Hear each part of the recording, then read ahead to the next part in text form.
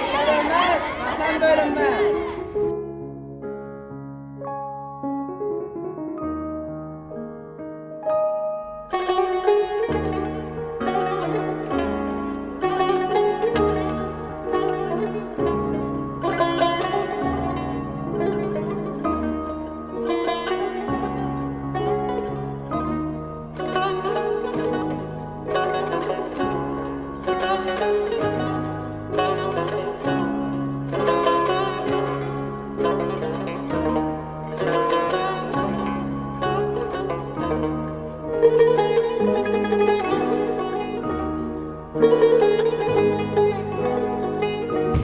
Bugün 27 sentyabr Azərbaycan tarixinə qəhrəmanlıqla qanla yazılmış bir gündür.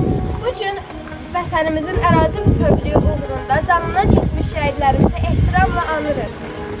2020-ci ilin məhz bu günündə Azərbaycan ordusu düşmən təxribatına cavab olaraq əks-hücum əməliyyatına başladı. Bu sadəcə bir müharibə deyildi.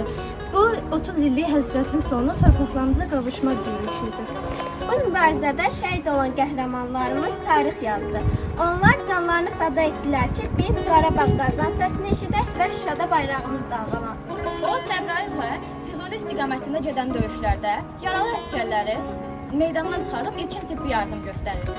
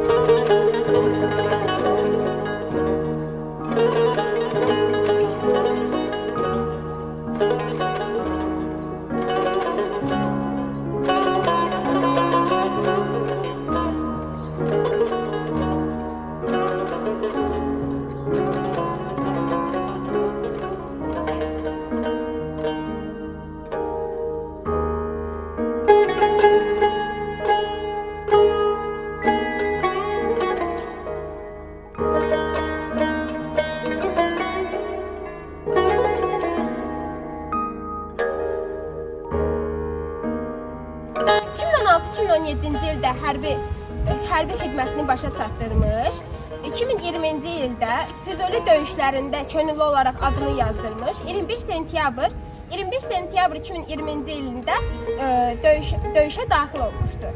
Hər gedən şəhidin haqqı var boynumuzda. Onlara borcu olan bir can var boynumuzda. Gərəkdir sırğa ola qulaqda, eynimizdə. Əgər biz unutsaq da, dövran bunu unutmaz.